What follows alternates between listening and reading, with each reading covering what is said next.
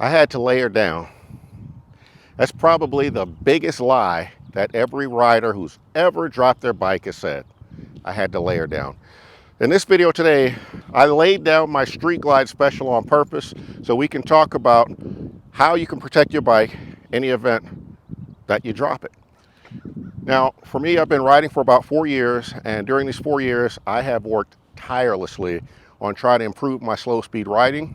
And if you've been watching my videos, you've seen me, I've done a rodeo, I've been to Robert Simmons classes several times, I've participated in lock and lean. And I have no idea how many times I've dropped my bike. But I don't worry about dropping my bike because I know that I've done enough, or I've added enough and taken enough steps to make sure that my bike is protected in the event of a drop. So that's what I want to talk about today, the steps and the things that you can do to protect your bike in case of a drop. Now, the first thing that's going to come stock on your bike is the engine guard. The engine guard works perfectly for protecting two things. It protects the rider and it protects the engine. Okay, so now with my bike laying on the side, it's sitting on the engine guard and my saddlebag guard. Now, speaking of the saddlebag guard, this is Street Glide Special. They do not come stock with saddlebag guards. And so this is a part that I bought from Harley Davidson, but you can also buy them off of Amazon. And they do a phenomenal job of protecting your saddlebags, even the stretched bags that are on the Street Glide Special. I'm going to show you in just a moment that even though this bike is on the side, my saddlebags are not touching the ground. Now, Harley Davidson includes this little metal plate on the bottom of the stretch bags. I have no idea what that's for. I have no plans on testing it out. But this saddlebag guard, I know what it can do, and you're going to see here in just a moment. Now, something else that I did, I added these motorcycle drop guards, and I'll provide a link to those in the description of this video.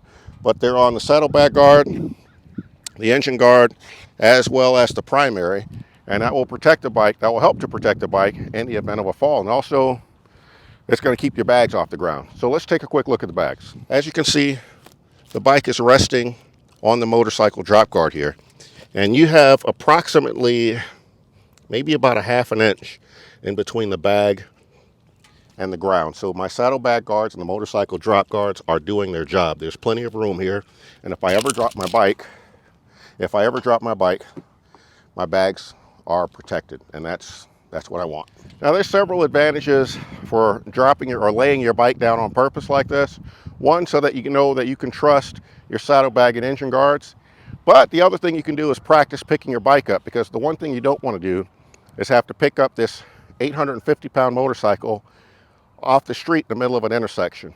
That's dangerous.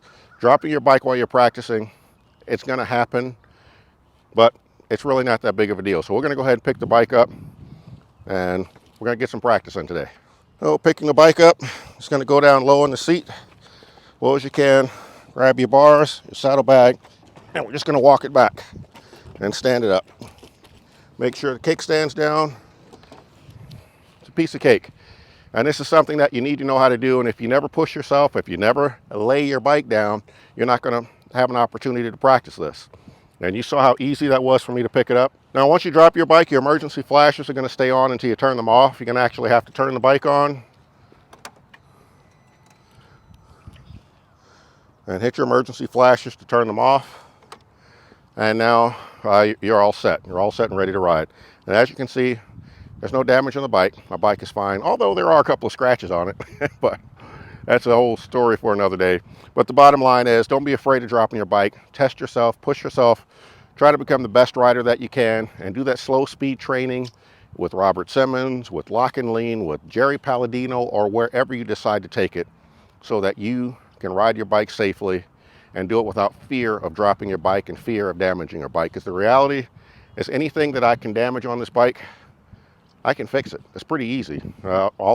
Any part that gets scratched or dinged up in a minor fall, they're easy to replace. But you can get yourself hurt really bad if you don't know how to ride. And that's why slow speed riding is important. This is Q. I'm riding, I'm wrenching, and I am out. I've got an itch I can't scratch, I'm missing a piece that completes a whole part of me, an open wound scar to see.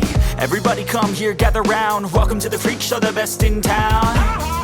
What the hell's wrong with me? I don't get along with anybody, honestly. I've been living in my own head constantly, thoughts jumbled around, think I need a new lobotomy. Wait, all these thoughts are too negative. I don't wanna get lost in the sedative. Gotta show them what I got, I'm competitive. competitive. You know I'm about to go